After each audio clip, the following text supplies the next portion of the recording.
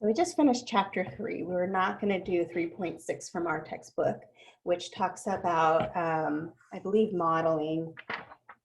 And then the other couple of sections that we are skipping in our textbook also has to do with mathematical modeling and building functions.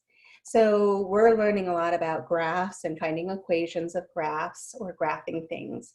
A lot of times in real life, you are given data about situation and you plot all your data points and look at it and say, okay, what type of shape does this look like? Does this look like it's a line when I'm plotting all the data? And if so, can we, come up with some best fit line that would match our data to look at, things that could happen in the future or what has happened in the past. And so the tools that we really need to find those equations are graphing calculators or I guess we could use computers, but we are not using those really in the class except once in a while. And I apologize. I thought I had showed you guys Desmos in this class. I've been using it a lot in my calculus classes, and my one calculus class meets 4 days a week, so I'm with them a lot. And so I've been using it a lot this semester, and I was surprised on before yesterday in office hours that you guys, I haven't shown you that. So I will show you that later, maybe when we come back from break. So on your homework, sometimes they'll ask you, use your graphing calculator. This is the time that you would want to go to desmos.com and use that feature, and I'll show you how to use that. I won't ask you any questions though on an exam that says go use Desmos or go graph it. And some of the homework, again, just to clarify, some of the homework, when you're saying, graph this function, it then says, okay, well, is it A, B, C, or D? And so a lot of times it's easy to match the graph with a function. But you need to be able to graph these functions without even looking at, possible graphs. That being said, we're going to jump into chapter 4, and there's only 3 sections we're covering in here, and they're also basically review. And so I'm going to try to just go through this as fast as possible so that we can spend more time on stuff that you haven't seen in the past. So properties of linear functions is 4.1.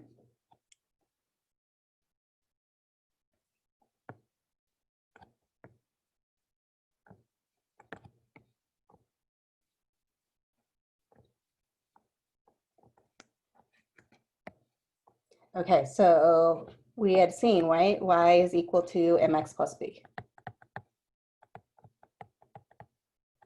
Well, we're going to talk about it now. Function. We can rewrite y as f of x. So the same thing as, right, f of x is equal to mx plus b. We had talked about the number in front of our x when it's in this form is equal to the slope. We talked about the value of m. If our value of m was a positive number, the graph increased.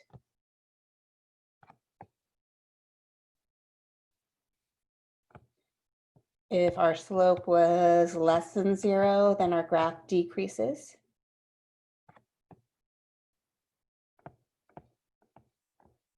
If our slope was equal to 0, then graph is a horizontal line.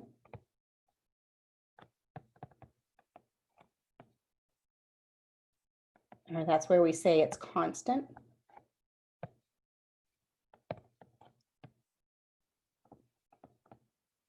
And then sometimes m is undefined.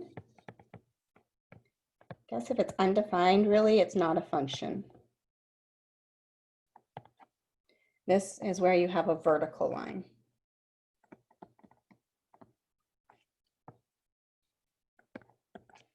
And a vertical line would fail the vertical line test because at that one value of x is giving you an infinite outputs for y, which then tells us it's not a function.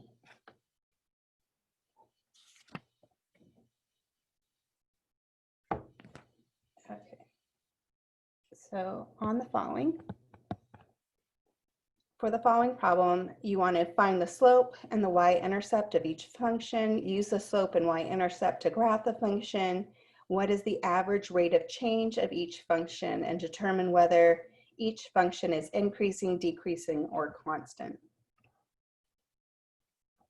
Okay, so we have our graph h of x.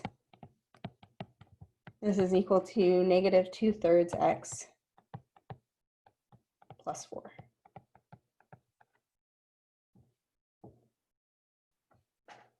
So again, find the slope and the y-intercept of each function.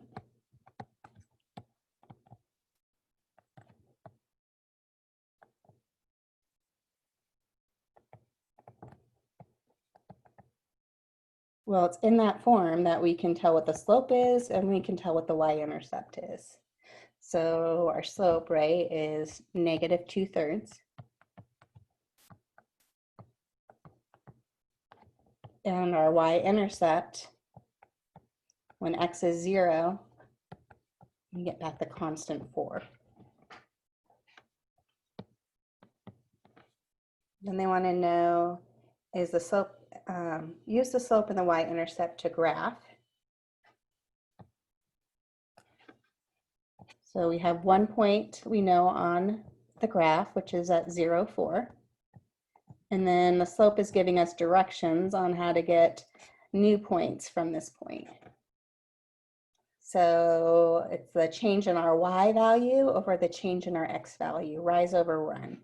So rising, negative 2. So that's actually falling 2. And then we're going to run 3 to the right.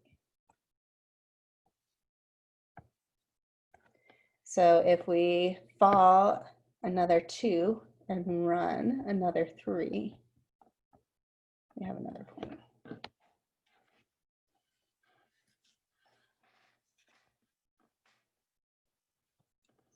Make it straight. Knew I was going to have problems. Okay.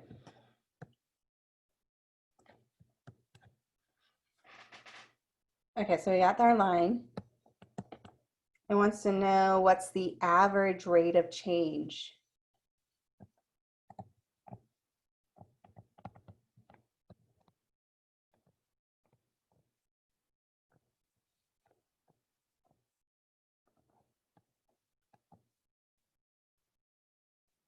Of each function.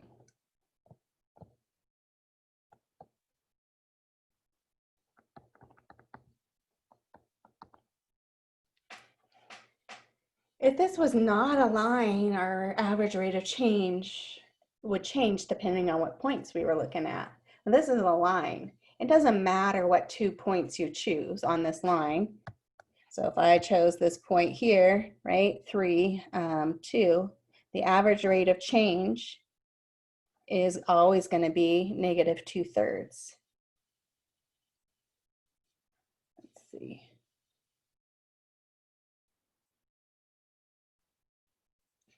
So for instance, we have 2 points on the line. Right? It's just taking your slope, and let's just take 2 points. Maybe let's do 0, 4. If I plugged in 3 here, well, we already know that's negative. It's 2. But basically, look at your slope, and you'll find that that is the change in our y value, 4 minus 2, all over the change in our x value, 0 minus 3. This is positive 2 over negative 3, same thing as negative 2/3. So I'm surprised they asked that question because all of these are actually lines. And determine whether the function is increasing, decreasing, or constant.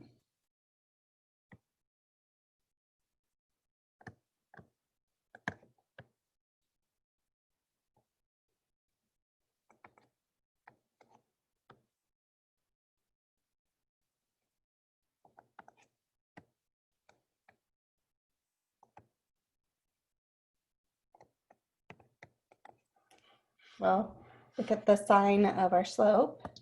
M equals negative 2/3, so it is less than 0, so it's decreasing.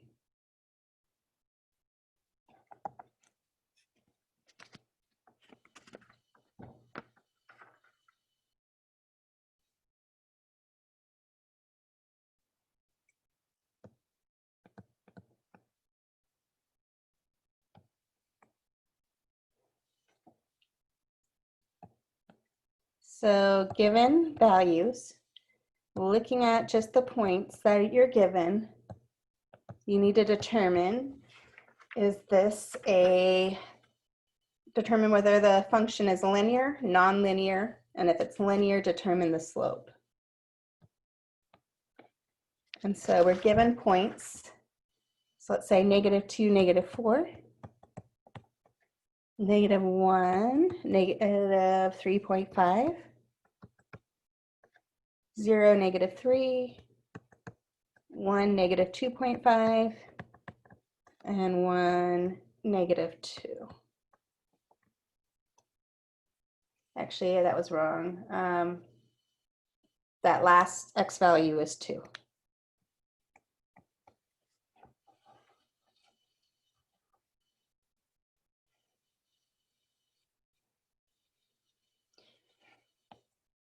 So is this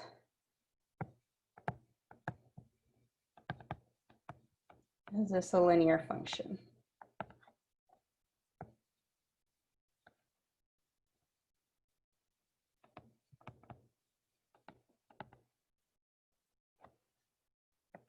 Well, let's look at what are we doing to get from x to x. So -2 to -1, right? We're adding 1. -1 to 1, we would add 1. So the rate of change right now for my x values are all the same. Let's see what we're doing with our y values. From -4 to -3.5, I'm adding a half.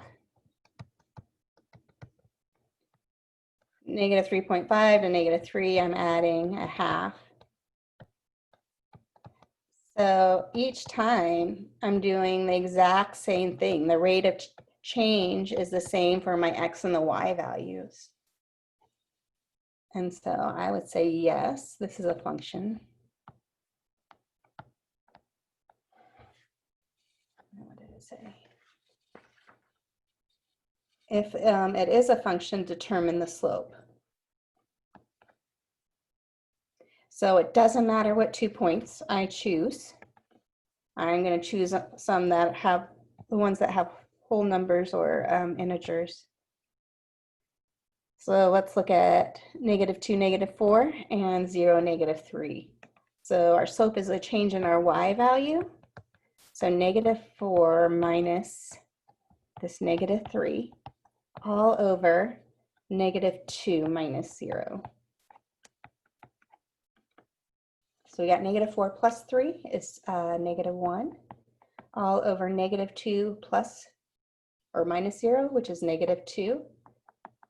Our slope is a half. Which makes sense, right? We're rising a half and running over 1. Rising a half and running over 1.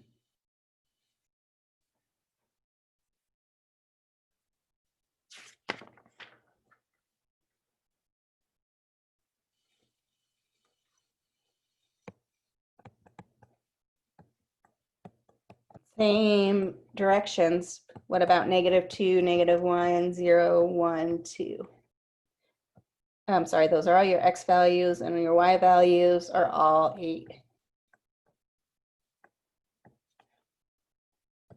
Is this a function?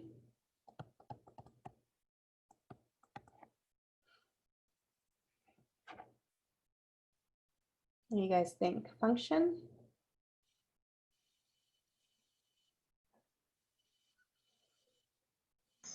Not a function, a vertical line? Let's plot it. So x is -2, 1, 2. We have a y value of 8. So we got a point right here, right? And then x is -1. We still have 8.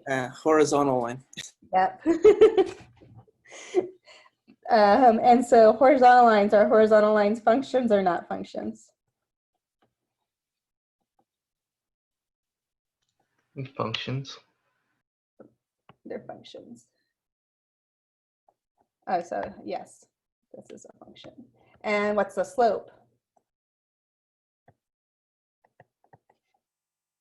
Your change is never, right? Your y values changes always, it's not changing. It's always the same. So 8 minus 8, we're going to get 0 in the numerator. And then our y value, doesn't matter which one, or x value. So 1 minus 0. So we get 0 over 1.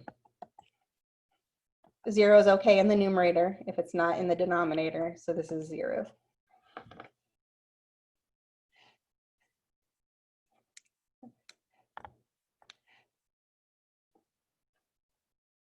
One more and then I'll let you take a break. So supply and demand.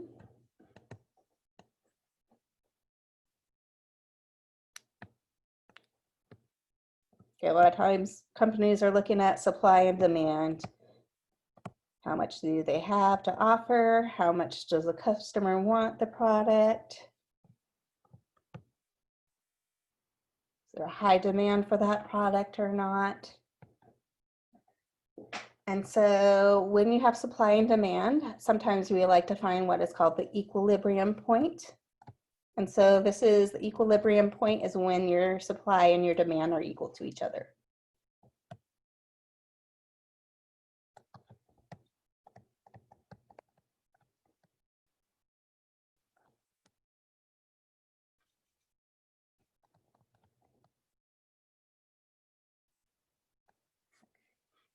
So knowing that, suppose that the quantity supplied S and the quantity demanded D of hot dogs at a baseball game is given by the following function.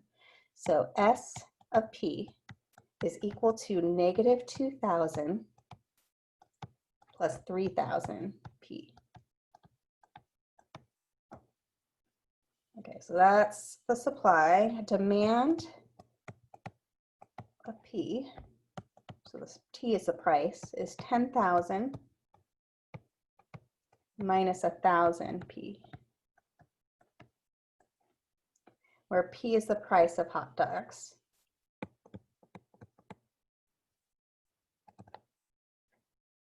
So part A, we want to find the equilibrium price for hot dogs at the baseball game. What is the equilibrium quantity? So we want to find equilibrium price and quantity.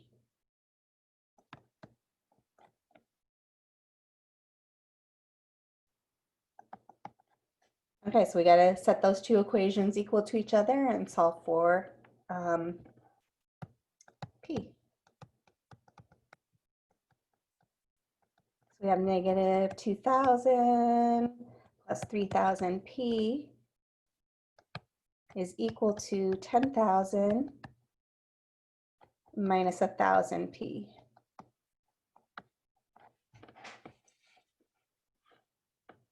So let's add 1,000 to both sides, 1,000 P to both sides. And let's add 2,000 to both sides. So if I add 1,000 P to 3,000 P, that's 4,000 P is equal to, and if I add 2,000 on both sides, I get 12,000. Divide both sides by our 4,000 to get P by itself. So I get the price, P, 12,000 divided by 4,000 is 3.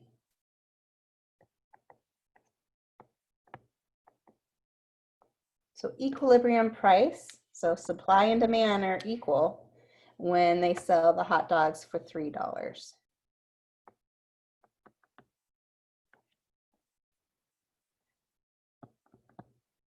So we need to go back in there and we need to figure out what's the quantity they need if they sell it at 3. So it does not matter because this is our supply and our demand are equal. So it doesn't matter if we plug in this S or this 3 for S of 3 or D of 3. So let's just do S of 3. So if I go into my equation, I have negative 2,000 plus 3,000 times P, but P we know is 3 in this case. So this is equal to negative 2,000 plus 9,000, which is equal to 7,000 hot dogs.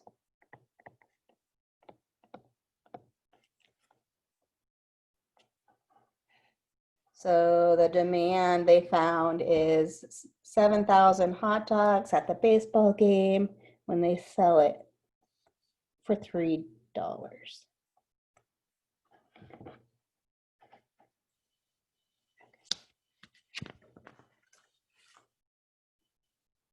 So any questions on that? That was a very fast kind of overview of that chapter. Did I not finish my questions? Oops, I did not finish my question. B, determine the price for which quantity demanded is less than the quantity supplied. So determine.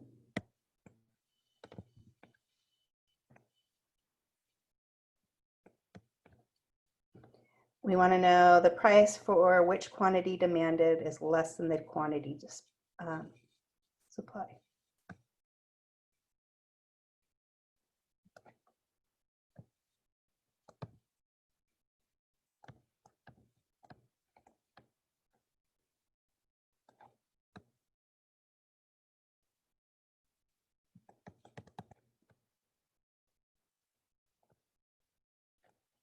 Okay, so it's either going to have to be more than $3 or less than $3. We know $3 is where they're equal to each other.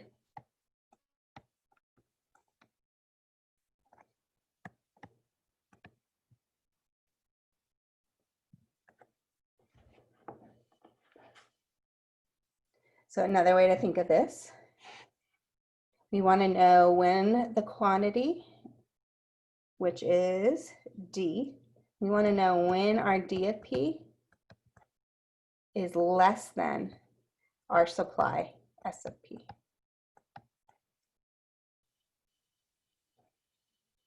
Kind of just already solved for this.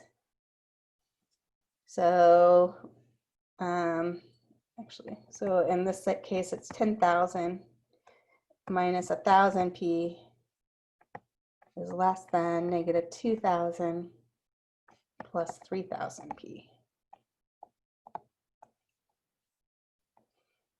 Add things, right? We got 4,000 P is less than 12,000.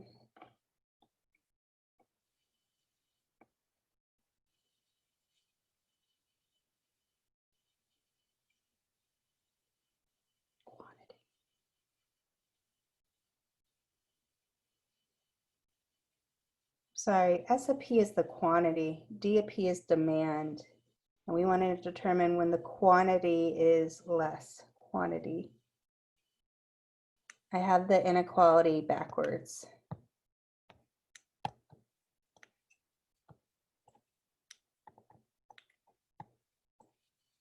This would have been 12,000. And so P is greater than 3.